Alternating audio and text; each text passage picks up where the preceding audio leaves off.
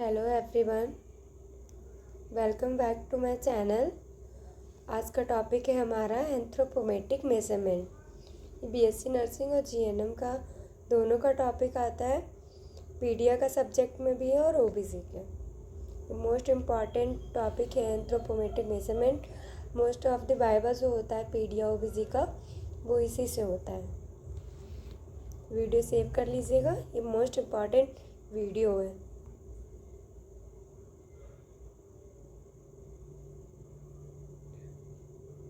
Okay, start करते हैं हम इंट्रोडक्शन से। Anthropos means man and the matron means measurement. यहाँ पे जो एंथ्रोपोमेट्रिक वर्ड है वो क्या है, दो वर्ड से ड्राइव्ड हुआ है। एंथ्रोपोस जिसका मतलब है मैन, मेट्रोन जिसका मतलब है मेजरमेंट। तो इसका मतलब यही है कि जब ह्यूमन बॉडी का मेजरमेंट करते हैं उसको हम बोलते हैं anthropometric measurement. A branch of anthropology that involves the quantitative measurement of the human body। ये क्या है, एक ब्रांच है एंथ्रोपोलॉजी की जिसमें हम क्वांटिटेटिव मीन्स काउंटिंग में मेज़र करते हैं ह्यूमन बॉडी का। It is the single most portable, universally applicable, inexpensive and non invasive technique for assessing the proportion and composition of the human body. एक single method है जो कि portable भी है, यूनिवर्सली एक्सेप्टेबल भी है, इनएक्सपेंसिव है, मतलब कोई पैसा इतना ज़्यादा खर्च नहीं होता, नॉन इन्वेसिव, कोई भी प्रोसीजर नहीं है जिसमें हमें मतलब पर्सन को दर्द भी नहीं होता। और इससे हम क्या कर सकते हैं, जो भी कंपोजिशन है ह्यूमन बॉडी की उसको चेक कर सकते हैं। It is use to evaluate both under and over nutrition. इससे हम दोनों चीज़ें इवेल्यूएट कर सकते हैं कि पर्सन जो है वो अंडर न्यूट्रिशन है या over nutrition. Next is definition. A system of assessment of body build and nutritional status of the children using measurement such as weight, height, head circumference, chest circumference, skin fold thickness, arm circumference, wrist circumference. Anthropometric measurement क्या है, एक system है assessment का जिसमें हम body का build देखते हैं कि वो थिन है या फिर बहुत ज़्यादा क्या है, मतलब वो वीस है। उसका न्यूट्रिशनल स्टेटस देखते हैं, वो माल न्यूट्रिशन तो नहीं है। इसमें हम कैसे चेक कर सकते हैं, उसका वेट चेक करके, हाइट चेक करके, head circumference, chest circumference, skin fold thickness and arm circumference, wrist circumference.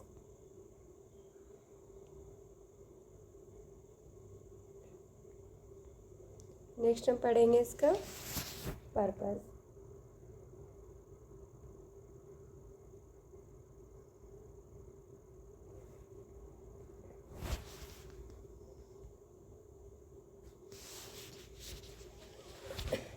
Purposes. Anthropometric measurement recorded over a period of time reflect the growth and development and how individual deviate from the average in body size, build and nutritional status at various ages। Anthropometric measurement क्या होता है, ये record किया जाता है एक time period पे जो कि हमें बताता है कि बच्चे का ग्रोथ एंड डेवलपमेंट कैसा है, या फिर इंडिविजुअल डेविएट तो नहीं हुआ है नॉर्मल ग्रोथ एंड डेवलपमेंट से। वो हम उसकी body size, build and nutritional status को देखकर पता कर सकते हैं। It provide the adequate assessing the health of children and adolescent and in choosing appropriate treatment and intervention necessary to maintain और इम्प्रूव हेल्थ। ये क्या करता है, हमें प्रोवाइड करता है, एडिकेट टूल प्रोवाइड करता है जिससे हम चिल्ड्रेंस की हेल्थ को या फिर एडल्सेंट की हेल्थ को चेक कर सकते हैं और उसके लिए अप्रोप्रिएट ट्रीटमेंट और इंटरवेंशन जो नेसेसरी है वो दे सकते हैं इम्प्रूव करने के लिए या फिर मेंटेन करने के लिए ह्यूमन हेल्थ को। ओके,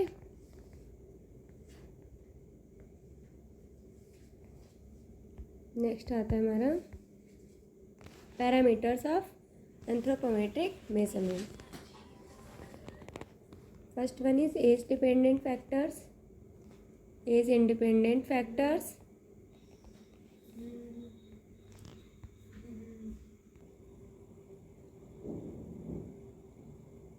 नेक्स्ट हम पढ़ेंगे पैरामीटर ऑफ एंथ्रोपोमेट्री। पैरामीटर्स मतलब ये है इसका पैरामीटर्स कि किस किस चीज़ों से हम इसका हेल्थ चेकअप कर सकते हैं किसी ह्यूमन का। एज डिपेंडेंट फैक्टर्स आते हैं, एज इंडिपेंडेंट फैक्टर्स आते हैं। First one is weight, height, head circumference, chest circumference. Age independent factors में आता है mid arm circumference, weight for height, skin fold thickness, upper and lower segment length and ratio, waist circumference and BMI। अब हम पढ़ेंगे first parameter है जो कि है weight. The measurement of weight is most reliable criteria of assessment of health and nutrition status of children. Weight के measurement से हमें क्या पता चलता है, ये एक रिलायबल क्राइटेरिया होता है असेसमेंट का। इसमें हम हेल्थ का स्टेटस और जो भी न्यूट्रिशनल स्टेटस है चिल्ड्रन का उसको पता लगाते हैं। Next, the weight can be recorded using a beam type weighing machine और स्प्रिंग मशीन। यहाँ पे ये दोनों मशीन आपने देखा होगा, आपके लैब में भी अवेलेबल होगा, अदरवाइज ये CSC और PSC पे भी देखने को मिलती हैं। Next is growth velocity. Growth velocity को हम बोल सकते हैं ग्रोथ स्पीड, कि कुछ स्पीड से बेबी में ग्रोथ जो हो रही है उसको हम बोलते हैं ग्रोथ स्पीड। 0 to 4 मंथ का बेबी जो होता है उसमें 1.0 kg per month wait gain होता है। 5 to 8 मंथ का बेबी होता है उसमें 0.75 kg per month wait gain होता है। 9 to 12 मंथ का बेबी में 0.50 kg per month wait gain होता है। 1 to 3 ईयर्स के बेबी में 2.25 kg पर ईयर वेट गेन होता है। 4 to 9 ईयर के बेबी में 2.75 kg पर ईयर वेट गेन होता है। एंड 10 to 18 ईयर्स में 5.0 to 6.0 kg पर ईयर वेट गेन होता है। Next is weight at 4 to 5 month 2x birth weight. इसमें यही है कि जो बर्थ के टाइम पे बेबी का जो नॉर्मल वेट होता है, फॉर एग्जांपल नॉर्मल वेट उसका 2.5 है, तो इसमें जो 4 to 5 मंथ में क्या होगा, उसका वेट जो होगा वो डबल होगा, मीन्स 5 kg हो जाएगा। Weight at 1 year triple birth weight. इसमें 1 ईयर में क्या होगा, जो बर्थ वेट है वो ट्रिपल हो जाएगा, और 2 ईयर में जो बर्थ वेट है वो क्या हो जाएगा, फोर्थ, मतलब 4 गुना इंक्रीज हो जाएगा। 7 ईयर में जो बर्थ वेट होगा वो 7 टाइम्स इंक्रीज हो जाएगा। Next is height and weight chart for kids. यहाँ पे हाइट के अकॉर्डिंग वेट जो है वो दे रखा है बॉयज़ और गर्ल्स दोनों में। बर्थ के टाइम पे जो वेट होता है बॉयज़ का नॉर्मल 2.6 होता है, और हाइट जो होती है इन सेंटीमीटर 47.1 होता है। 3 मंथ्स में 5.3 वेट होता है, 59.1 जो होता है वो हाइट होता है। 6 मंथ में 6.7 वेट होता है, 64.7 सेंटीमीटर हाइट होती है। 9th मंथ में 7.4 वेट होता है एंड 68.2 सेंटीमीटर हाइट होती है। 1 ईयर में 8.4 जो होता है वो वेट होता है, और 73.9 जो होता है वो हाइट होता है। 2 ईयर्स के बच्चों में 10.1 kg वेट होता है एंड 81.6 जो होता है वो हाइट होता है। यहाँ पे ये पूरा चार्ट है, आप देख सकते हैं। ये सब इधर नॉर्मल वेट लिखा हुआ है बॉयज़ का और नॉर्मल हाइट, इधर गर्ल्स का है नॉर्मल वेट और नॉर्मल हाइट। आप लोग ये चार्ट देख लीजिएगा। ये 10 ईयर्स के बच्चों तक का चार्ट है, इसे आप खुद ही पढ़ लीजिएगा। Normal pattern of weight gain, मतलब एक नॉर्मल पैटर्न क्या होता है, यहाँ पे हमने पीछे पढ़ा कि बेबी जो है वो कैसे मंथ के अकॉर्डिंग वेट गेन कर रहा है, तो यहाँ पे नॉर्मल पैटर्न क्या है वेट गेन का वो पढ़ेंगे। An average Indian newborn baby born at full term 40 week gestational weight 2.9 kg at birth. इसमें यही बोला है कि जो न्यूबॉर्न बेबी होता है वो फुल टर्म का वो 40 वीक्स ऑफ गेस्टेशनल वीक्स में क्या होता है बॉर्न होता है, उसका गेस्टेशन जो वेट होता है वो 2.5 to 2.9 kg हो सकता है। After delivery 10% of birth weight is lost during first 7 days of life. Delivery के बाद क्या होता है 10% वेट जो होता है बेबी का फर्स्ट 7 days जो होते हैं उसकी लाइफ के उसमें लॉस हो जाता है।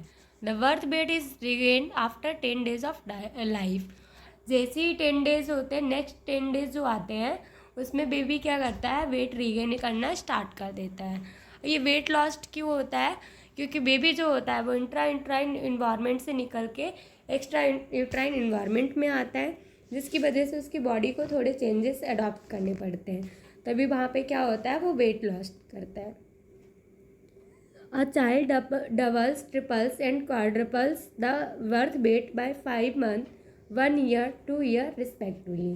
बेबी का जो बर्थ वेट होता है वो डबल और ट्रिपल होता है, मतलब उसमें 4 गुना इंक्रीज भी होता है। कब? 5 महीने में, 1 साल में और 2 साल में। After the second year of life weight gain occur at the rate of 2.0 to 2.5 kg पर year till the onset of puberty. Second मतलब यही है कि सेकेंड ईयर ऑफ लाइफ, साल के दूसरे साल से, बेबी की लाइफ में दूसरे साल से क्या होता है, बेबी जो होता है वो 2.0 to 2.5 kg वेट जो होता है गेन करना स्टार्ट कर देता है प्यूबर्टी, जब तक कि प्यूबर्टी का स्टेज स्टार्ट नहीं होता है तब तक। नेक्स्ट पैरामीटर इज लेंथ और height. Up to 2 years of age recombinant length is measured. Length is measured with the help of an infantometer. 2 years of age recombinant length मतलब जब तक कि बेबी जो होता है वो 2 साल तक का होता है तब तक हम हाइट नहीं, उसका लेंथ 2 month हो, सॉरी अप टू 2 month, यहाँ पे ये थोड़ी सी मिस्टेक है। यहाँ पे 2 month के बेबी का हम लेंथ चेक करते हैं, ना कि हाइट। उसका हाइट लेंथ कैसे चेक करते हैं? इन्फेंटोमीटर की हेल्प से। In older children, standing height is recorded. It is convenient to use an inbuilt stadiometer affixed on the wall, which provides a direct readout of height within accuracy, positive or minus 0.1 centimeter. इसमें यही है कि जो older children's होते हैं उनको हम height जो होता है वो स्टेडियोमीटर से चेक किया जाता है। आपने देखा होगा कि यहाँ हमारे जो मतलब स्कूल से, प्राइमरी स्कूल से, वहाँ पे भी स्टेडियोमीटर बना होता है बच्चे की हाइट चेक करने के लिए। Nutritional deprivation over a period of time affect the stature of growth of child. Nutritional deprivation, अगर बच्चा प्रॉपर न्यूट्रिशन नहीं ले रहा है तो उसके ग्रोथ को अफेक्ट करता है। Infantometer is design to measure length between 0 to 100 centimetre. Infantometer की जो रीडिंग होती है वो रेंज करती है 0 से 100 सेंटीमीटर तक। ये देखिए, ये पिक्चर देख रहे हैं आप, ये इन्फेंटोमीटर है। Technique of length measurement. The infant is placed supine on infantometer. ये आप फोटो में देख रहे हैं, बेबी जो है वो क्या है, सुपाइन पोजीशन में रखा गया है। असिस्टेंट और mother is asked to keep the vertex और top of the head snugly touching the flax of fixes of vertically plank. इसमें जो ये दिख रहा है साइड में, लेफ्ट साइड में जो प्लैंक रीजन है वो क्या होना चाहिए, हेड से टच होना चाहिए। The legs are fully extended by pressing over the knee. जो लेग्स हैं उनको क्या करना है, फुल्ली एक्सटेंड करना है नी को प्रेस करके। And the feet are kept vertical at 90 degree. The movable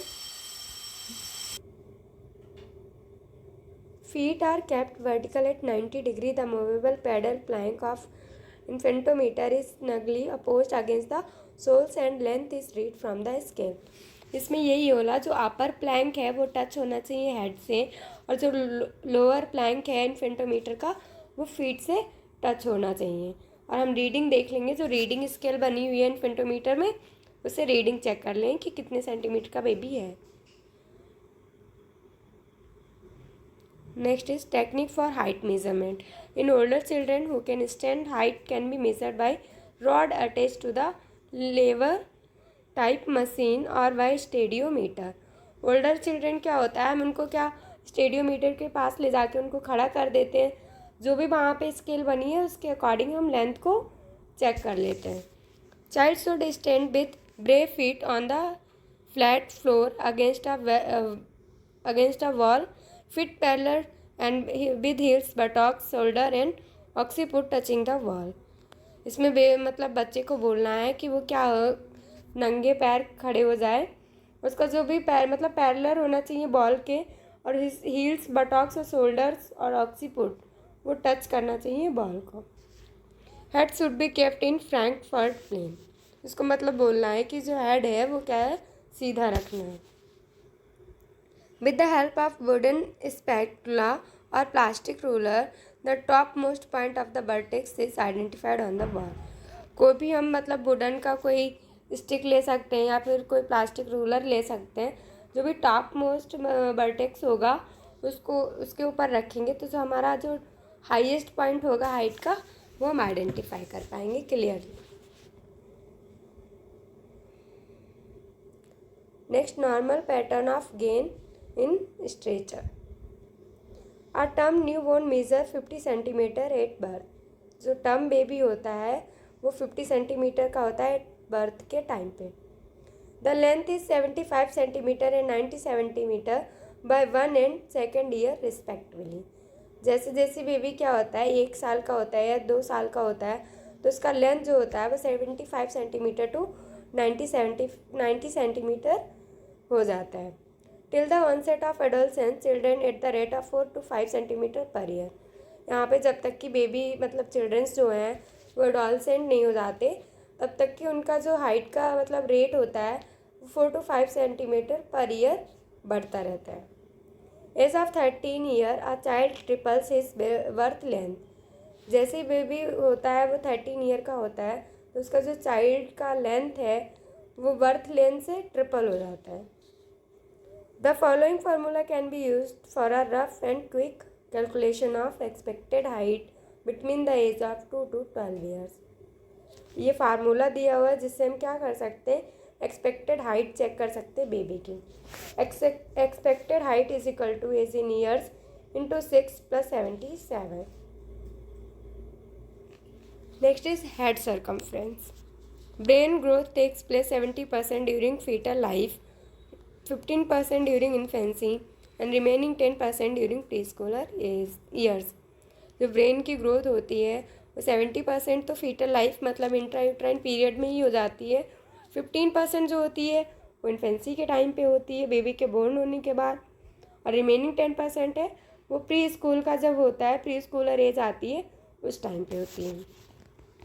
head circumference are routinely recorded until 5 years of age. Head circumference जो होता है उसको हम रूटीन मतलब एक डेली रूटीन में लेके आते हैं, उसको डेली चेक करते हैं जब तक कि बेबी 5 साल का नहीं हो जाता। ये हम इसलिए कर सकते हैं जैसे उसका कोई हेड का कंजेनाइटल एबनॉर्मलिटी तो नहीं है, लार्ज हेड तो फॉर एग्जांपल हाइड्रोसेफेलस तो नहीं है, उसको चेक करने के लिए हम हेड सर्कमफ्रेंस होता है वो रूटीनली चेक करते हैं। इफ़ स्काल्प एडिमा और cranial mould is present, yes, अगर उसको स्काल्प एडिमा होगा या फिर क्रेनियल माउल्डिंग प्रेजेंट होगी तो हम उसको पता कर सकते हैं हेड सर्कमफ्रेंस के मेजरमेंट से। The head circumference is measured by placing the tape over the occiput protuberance and the back and just over the supraorbital ridge and the glabella in front। इसमें क्या हेड सर्कमफ्रेंस होता है, उसको हम जो भी इंच टेप होता है हम उसको ऑक्सीपिटल प्रोट्यूबरेंस पे रखते हैं, बैक लेके जाते हैं और उसको सुप्राऑर्बिटल रिज जो होता है वहाँ पे रखते हैं, ग्लेविला जिसके फ्रंट में ग्लेविला होता है। ओके, पिक्चर में आप देख सकते हैं।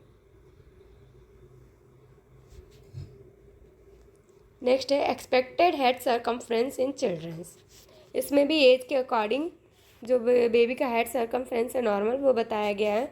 एट बर्थ 30 to 35 सेंटीमीटर होता है, 2 मंथ में 38 सेंटीमीटर, 3 मंथ में 40 सेंटीमीटर, 4 मंथ में 41 सेंटीमीटर, 6 मंथ में 40 to 43 सेंटीमीटर, 1 ईयर में 45 to 46 सेंटीमीटर, 2 ईयर्स में 47 to 48 सेंटीमीटर एंड 5 ईयर में 50 to 52 centimetre. Next is chest circumference. The chest circumference measurement wraps around the fullest part of the chest. Chest circumference was 31.1 in boys and 31.0 in centimeter in girls. Chest circumference measurement जो होता है इसमें हम जो भी tape होता है उसको फुल्ली रैप कर देते हैं चेस्ट पे और ये निपल्स के लेवल पे चेक करते हैं। नॉर्मल जो होता है वो 31.1 सेंटीमीटर बॉयज़ में होता है और 31.0 centimetre in girls. Relation between the head size with chest circumference at birth. Head circumference जो होता है वो लेस देन होता है चेस्ट सरकमफ्रेंस से 3 centimetre. Around 9 month to 1 years of age head circumference is equal to chest circumference. 9 to 1 years of age में क्या हो जाता है, जो हेड सरकमफ्रेंस है वो इक्वल हो जाता है चेस्ट सरकमफ्रेंस के। Thereafter chest grows more rapidly compare to the brain, इसलिए क्योंकि जो चेस्ट होता है वो ब्रेन के कंपैरिजन में बहुत ज़्यादा जल्दी ग्रो करता है। Next is mid upper arm circumference. During 1 to 5 years of age it remains reasonable static between 15 to 17 centimeter among healthy children। मतलब यही कि जो 1 to 5 years के बच्चे होते हैं उनमें क्या होता है, जो 15 to 17 centimetre mid arm circumference रहता है हेल्दी चिल्ड्रंस के अंदर। It is a conveniently measured over a left arm upper arm at the point marked midway between acromion and olecranon with vent at right angle। ये क्या है, हम इसको कैसे मेज़र करते हैं, इसमें एक साकेस टेप आता है, उससे हम क्या करते हैं, ये मिड आर्म सर्कमफ्रेंस चेक कर सकते हैं। ये चेक किया जाता है जो एक्रोमियन प्रोसेस होता है वहाँ पे, और ओलिक्रेनॉन जो प्रोसेस होता है वहाँ उन दोनों के बीच में उस पॉइंट को रख के मेज़र कर लेते हैं। पिक्चर में आप देख सकते हैं। The child is asked to stand और sit with the arm hanging loose at the side. इसमें चाइल्ड को बोला जाता है कि वो खड़ा हो जाए या बैठ जाए, अपने आर्म्स को लूज छोड़ दे। Mid arm circumference is 9 to 12 centimetre at birth in a term neonate. जो मिड आर्म सर्कमफ्रेंस होता है वो 9 to 12 सेंटीमीटर होता है बर्थ के टाइम पे, जो टर्म बेबी होते हैं उनमें। Mid upper arm circumference measure with a fibreglass और स्टील टेप। इसको हम मेज़र कर सकते हैं किसी फाइबर ग्लास से या फिर स्टील टेप से। ये देखिए यहाँ पे लिखा है साकेस टेप जो है आपको दिख रहा है, इसमें देखिए सीवियर एक्यूट माल न्यूट्रिशन है तो रेड इंडिकेट करेगा। अगर येलो कलर का मतलब ये येलो पॉइंट पे आ रहा है तो वो मॉडरेट एक्यूट माल न्यूट्रिशन होगा। ग्रीन पे आ रहा है तो नो एक्यूट माल न्यूट्रिशन, मतलब बेबी नॉर्मल है। Next is skin fold thickness measured with Harpenden caliper. ये आपके लैब में देखने को मिलेगा, ये भी कैलिपर की तरह होता है जो हमने फिजिक्स में पढ़ा था, बिल्कुल वैसे ही होता है। ट्राइसेप्स और सब स्कैपुलर रीजन, इसको हम कहाँ का रीजन, कौन से रीजन है जहाँ से हम स्किन फोल्ड देख सकते हैं, ट्राइसेप्स और सब स्कैपुलर रीजन्स हैं। The skin fold with subcutaneous fat is picked up with thumb and index finger and calliper is applied behind the pinch. इसमें हम स्किन फोल्ड को क्या करते हैं, जो भी सबक्यूटेनियस फैट होता है उसको क्या थंब और इंडेक्स फिंगर की हेल्प से पिक्ड करते हैं और कैलिपर जो होता है उससे अप्लाइड करते हैं। Fat thickness greater than 10 millimeter, healthy children 1 to 6 years, less than 6 mm is indicative of moderate to severe degree of malnutrition. Waist circumference. The waist circumference is a measure of obesity and usually taken in school age child or adolescent. Waist circumference क्या होता है, इसमें हम obesity को check करने के लिए करते हैं, जो कि स्कूल एज चाइल्ड में किया जाता है और एडोलसेंट में। Ask the child to stand and remove the cloth from upper torso और hold up the shirt top. इसमें हम बच्चे को बोलते हैं कि वो सीधा खड़ा रहे और जो भी अपने कपड़े हैं उनको मतलब क्या करे, वेस्ट से ऊपर फोल्ड कर ले। Stand behind the child and palpate the hip area for the right iliac crest. हमें क्या करना है, चाइल्ड के बैक साइड में खड़े होना है, हिप एरिया को पाल्पेट करना है और देखना है कि जो इलियक क्रेस्ट है वो किस एरिया में है। Place the measuring tape around the trunk in a horizontal plane at level marked on the left side of trunk. इसमें मेजरिंग टेप जो है वो ट्रंक के अराउंड में रखना है हॉरिजेंटल प्लेन में, और जो लेबल होगा उसको मार्क कर देंगे left side of the trunk. Upper and lower segment length and ratio. Lower segment is measured at the length between the pubic symphysis and the heel. हम इसमें लोअर सेगमेंट जो होता है उसको मेजर कैसे करते हैं, जो कि लेंथ होती है प्यूबिक सिम्फाइसिस एंड हील के बीच में, उससे मेजर करते हैं lower segment. Upper segment is calculated bye subtracting the lower segment length. इसमें जो भी हमारा लोअर सेगमेंट है उसको अगर हम कैलकुलेट करके सब्सट्रैक्ट कर देते तो हमें अपर सेगमेंट मिल जाता है। The ratio of upper segment and lower segment is 1:7 at birth. ये पिक्चर में देख लीजिए आप, upper segment and lower segment. It decreases by 0.1 centimetre per year and by 3.4 year. इसमें 0.1 सेंटीमीटर जो होता है वो 3 से 4 साल के बच्चे में पर ईयर डिक्रीज होता है। The ratio is 1:3 upper segment equalize the lower segment by 7 to 10 years of age. जो भी मतलब 1:3 अपर सेगमेंट है वो इक्वल हो जाता है लोअर सेगमेंट के 7 to 10 ईयर्स के बच्चों में। Higher ratio lower segment for any age indicate short limb dwarfism. ये हम इसलिए करते हैं, उसको कोई कंजेनाइटल एबनॉर्मेलिटी तो नहीं है लाइक डॉर्फिज्म, तो हम इसे आइडेंटिफाई कर सकते हैं। Next is body mass index. Under weight less than 8.5, normal 8.5 to 24.9, over weight 25 to 29.9, obese 30 to 34.9 and less than 35 extremely obese. Body mass index. Body mass index is calculated as weight divided by height meter square. BMI is expressed in kg per meter square. Normal BMI is between 5th to and 84th percentile. जो मतलब normal BMI होता है वो 5th या तो 5 से या फिर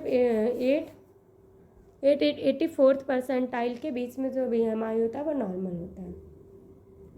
PMI between 85th and 94th percentile are child कार्ड ओवरवेट।